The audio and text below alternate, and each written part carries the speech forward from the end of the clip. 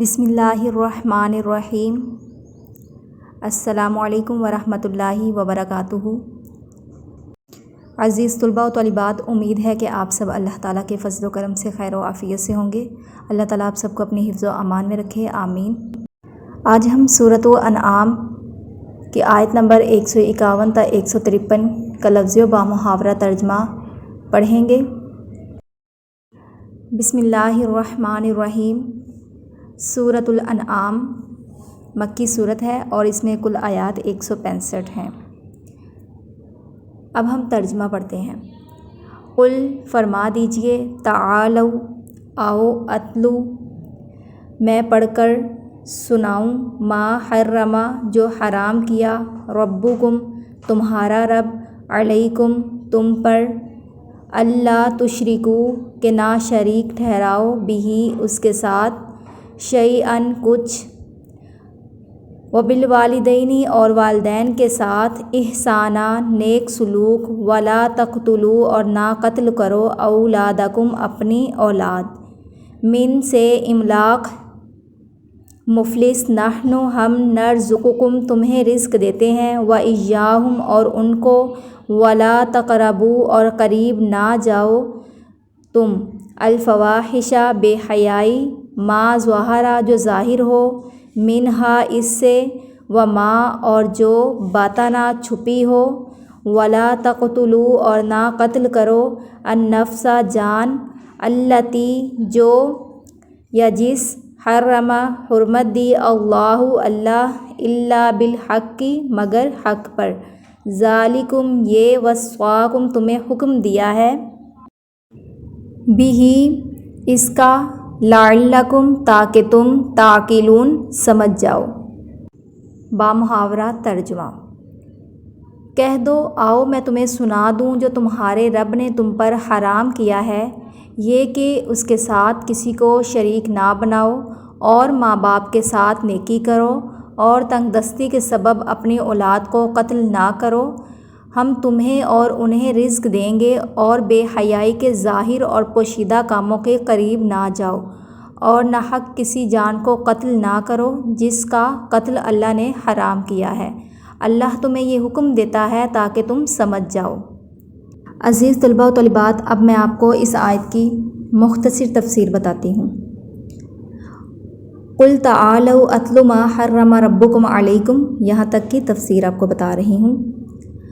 اب اللہ تعالیٰ تفصیل سے بیان فرماتے ہیں کہ حرام وہ نہیں جو تم نے اپنی مرضی سے حرام بنا لیا، بلکہ وہ ہے جو تمہیں پیدا کرنے والے اور ہر لمحے پالنے والے نے تم پر حرام کیا ہے۔ آؤ میں خود وہ تم سے بیان کرتا ہوں، یہ 10 احکام ہے جو اسلام کا خلاصہ ہے۔ اب آگے دیکھیے، اللہ تشرکوا بہ شیئا، یہاں بیان تو وہ چیزیں کرنی تھی جو اللہ تعالیٰ نے حرام فرمائی ہیں، مگر بیان وہ چیزیں فرمائی ہیں جن کا نہایت تاکید کے ساتھ حکم ہے۔ مطلب یہ ہے کہ اللہ تعالیٰ کے حرام کرنے سے تمہارے لیے جو حکم تاکید کے ساتھ ثابت ہوتے ہیں وہ یہ ہیں۔ گویا یہ مفہوم حرم ربکم علیکم کے ضمن میں ہی شامل ہے کہ یہاں وصاکم بہ محذوف ہے، یعنی اس نے تمہیں تاکیداً حکم دیا ہے کہ اس کے ساتھ کسی چیز کو شریک نہ کرو۔ اس کی دلیل یہاں مذکور 3 آیات کے آخری الفاظ ہیں، ذالکم وصاکم بہ، یعنی یہ ہے کہ جس کا تاکیدی حکم اس نے تمہیں دیا ہے۔ اگر مراد ہوتا کہ یہ چیزیں حرام کی ہیں تو آخر میں یہ الفاظ ہونے چاہیے تھے، ذالکم حرم علیکم، یعنی یہ ہیں وہ چیزیں جو اس نے تم پر حرام کی ہیں۔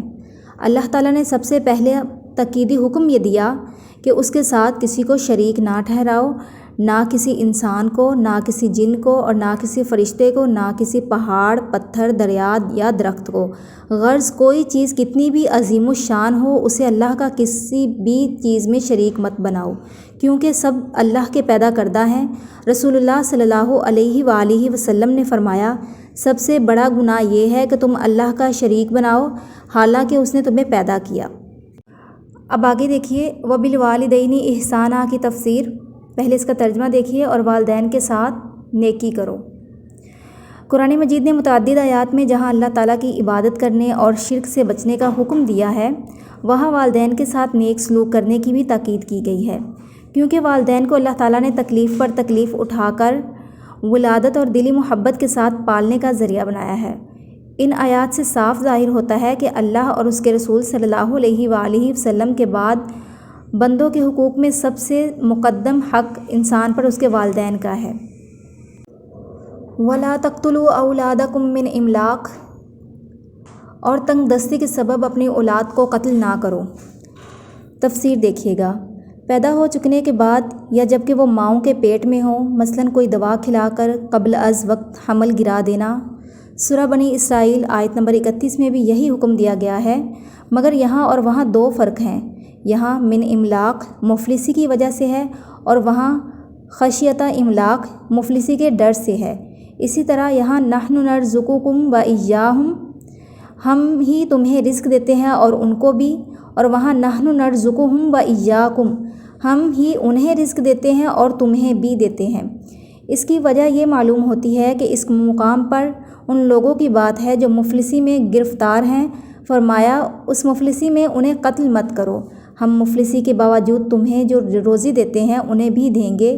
جب بنی اسرائیل میں ان لوگوں کا ذکر ہے جو مفلسی میں مبتلا تو نہیں مگر بچوں کے پیدا ہونے پر مفلسی سے ڈر رہے ہیں، فرمایا کہ ڈرو نہیں، ہم انہیں بھی روزی دیں گے، تمہیں بھی تو دے رہے ہیں۔ خلاصہ یہ ہے کہ تمہارا یہ سمجھنا کہ روزی کے مالک تم خود ہو بلکہ غلط ہے، یہ ہمارا کام اور ہمارا ذمہ ہے۔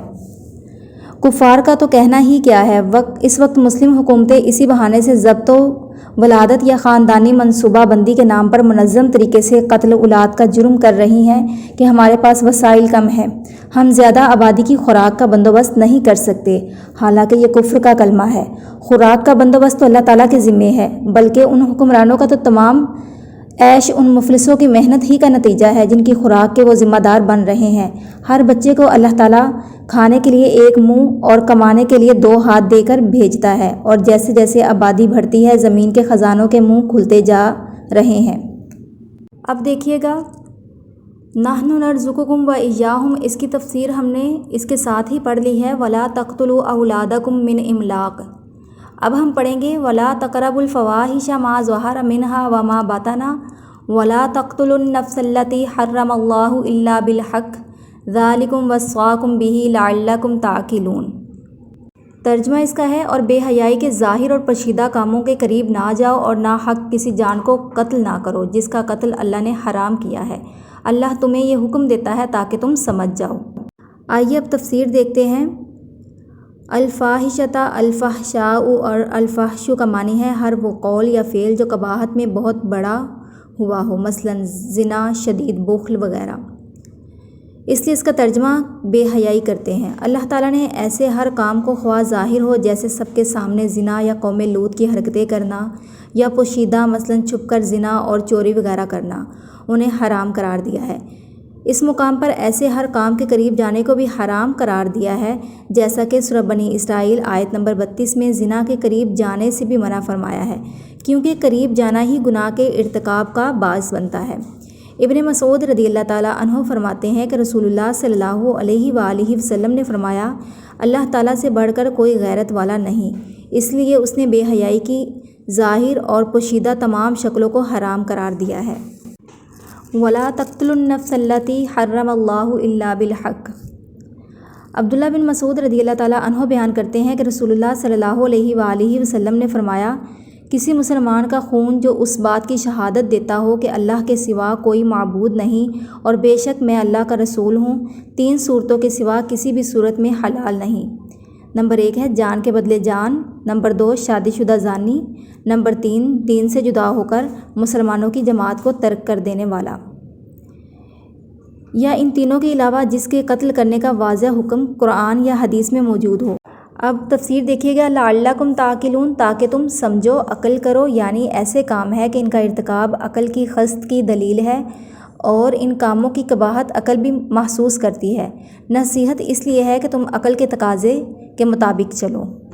اب آیت نمبر 152 کا ترجمہ دیکھیے، وَلَا تَقْرَبُوا، اور قریب نہ جاؤ، مال الیتیمی، یتیم، الا مگر بلتی ایسے جو ہیا وہ احسن بہترین حتیٰ یہاں تک کہ یبلغا پہنچ جائے اشدہ اپنی جوانی واوفوا اور پورا کرو الکیلا ماپ والمیزان اور تول بالقسط انصاف کے ساتھ لا نکلف ہم تکلیف نہیں دیتے نفساً کسی کو الا مگر وسعہا اس کی وسعت وَإِذَا اور جب قلتم تم بات کرو فَاعْدِلُوا تو انصاف کرو وَلَوْ كَانَ خواہ ہو ذا قربا رشتہ دار واؤ اور بعہد عہد اللہ اللہ اوفو پورا کرو ذالکم یہ وصاکم اس نے تمہیں حکم دیا ہے بہی اس کا لعلکم تاکہ تم تذکرون نصیحت حاصل کرو۔ بامحاورہ ترجمہ۔ اور سوائے کسی بہتر طریقہ کے یتیم کے مال کے پاس نہ جاؤ یہاں تک کہ وہ اپنی جوانی کو پہنچے اور ناپ اور تول کو انصاف سے پورا کرو۔ ہم کسی کو اس کی طاقت سے زیادہ تکلیف نہیں دیتے، اور جب بات کہو تو انصاف سے کہو اگرچہ رشتہ داری ہو، اور اللہ کا عہد پورا کرو۔ اللہ نے تمہیں یہ حکم دیا ہے تاکہ تم نصیحت حاصل کرو۔ اب ہم اس آیت کی تفسیر دیکھتے ہیں۔ وَلَا تَقْرَبُوا مَالَ الْيَتِيمِ سب سے اچھے طریقے میں یتیم کے مال کی حفاظت کرنا، اسے بڑھانے کے متعلق سوچنا، یتیموں کی بہتری کے سوا اسے خرچ کرنے سے بچنا وغیرہ سب شامل ہیں۔ حتیٰ یبلغ اشدہ میں جوانی کے ساتھ سمجھداری بھی شامل ہے کہ اس میں معاملات کو خود نپٹانے کی صلاحیت پیدا ہو جائے۔ وَأَوْفُوا الْكَيْلَ اس میں انصاف کو ملحوظ رکھتے ہوئے دیتے وقت ماپ تول میں ایک کمی نہ کرنا اور لیتے وقت زیادہ نہ لینا دونوں شامل ہیں۔ لا نکلف نفسا الا وسعها یعنی اگر پورا تولنے اور ماپنے کی کوشش کرے مگر بھول چوک کی وجہ سے غلطی کر بیٹھے تو اس سے باز پرست نہیں ہوگی۔ الا وسعها کا مطلب یہی ہے۔ وَإِذَا قُلْتُمْ فَاعْدِلُوا جب بات کرو خواہ فیصلہ کر رہے ہو یا حکم دے رہے ہو یا شہادت دے رہے ہو تو ہر حال میں عدل و انصاف سے کام لو، کوئی رشتہ داری یا قرابت یا دوستی انصاف میں رکاوٹ نہ بننے پائے۔ وَبِعَہْدِ اللَّهِ أَوْفُوا یعنی تم نے اسلام قبول کر کے اللہ اور اس کے رسول کی اطاعت کا جو عہد کیا ہے وہ پورا کرو۔ اس سے مراد قرآن و سنت کے تمام احکام پر عمل کرنا ہے۔ لوگوں سے کیے ہوئے عہد پورے کرنے کا بھی اللہ نے حکم دیا ہے۔ لعلکم تذکرون اس آیت میں مذکور چیزیں ایسی ہیں جو معاشرے میں معروف ہیں، ان کی تاکید اس لیے کی ہے کہ تمہیں یاد آ جائے اور تمہیں نصیحت ہو جائے۔ اب دیکھیے آیت نمبر 153 کا ترجمہ۔ وَأَنَّ اور یہ کہ ہٰذَا یہ صراطی یہ راستہ مستقیمہ سیدھا فاتبعوہ پس اس پر چلو ولا تتبعوا اور نہ چلو السبل راستے فتفرق پس جدا کر دیں بکم تمہیں عن سے سبیلہ اس کا راستہ ذالکم یہ وصاکم بہ حکم دیا اس کا لعلکم تاکہ تم تتقون پرہیزگاری اختیار کرو۔ ترجمہ۔ اور بے شک یہی میرا سیدھا راستہ ہے سو اسی کی اتباع کرو اور دوسرے راستوں پر مت چلو، وہ تمہیں اللہ کی راہ سے ہٹا دیں گے۔ اللہ نے تمہیں اسی کا حکم دیا ہے تاکہ تم پرہیزگار ہو جاؤ۔ اب اس آیت کی مختصر تفسیر دیکھیے۔ وَأَنَّ هَٰذَا صِرَاطِي مُسْتَقِيمًا یعنی اللہ تعالیٰ کی راہ ایک ہی ہے اور وہی سیدھی اور جنت تک پہنچانے والی ہے، مگر شیطان نے لوگوں کو گمراہ کرنے کے لیے اس کے ارد گرد بہت سی راہیں بنا ڈالی ہیں۔ عبداللہ بن عباس رضی اللہ تعالیٰ عنہ اور دیگر صحابہ سے روایت ہے کہ نبی کریم صلی اللہ علیہ وآلہ وسلم نے ہمارے لیے ایک لکیر کھینچی، پھر فرمایا یہ اللہ تعالیٰ کا سیدھا راستہ ہے، اور پھر اس کے دائیں بائیں کئی لکیریں کھینچی اور فرمایا یہ الگ الگ راستے ہیں، ان میں سے ہر راہ پر ایک شیطان بیٹھا ہے جو لوگوں کو اپنی طرف بلاتا ہے۔ اس کے بعد آپ نے سیدھی راہ پر ہاتھ رکھا اور یہ آیت تلاوت فرمائی۔ مزید دیکھیے، تمام دینوں میں سے صرف مستقیم صرف اسلام ہے، باقی سب باطل ہیں۔ اس آیت میں جس طرح تمام باطل دینوں سے منع فرمایا گیا ہے اسی طرح اسلام میں بھی فرقے بنانے سے روک دیا گیا ہے۔ اسلام میں سیدھی راہ صرف کتاب و سنت کی راہ ہے جس پر وہ پہلے 3 زمانے گزرے ہیں جنہیں رسول اللہ صلی اللہ علیہ وآلہ وسلم نے خیر الناس قرار دیا ہے۔ لعلکم تتقون تاکہ تم اللہ کی نافرمانی، اس کے عذاب اور جہنم سے بچ جاؤ، کیونکہ مختلف راستوں سے بچ کر اس کے سیدھے راستے پر چلنے کے سوا بچنے کی کوئی صورت نہیں، اس لیے تقویٰ کی راہ یہی ہے۔ عزیز طلباء و طالبات، آپ نے آیت نمبر 151 تا 153 کا لفظی و بامحاورہ ترجمہ اچھے سے ذہن نشین کرنا ہے۔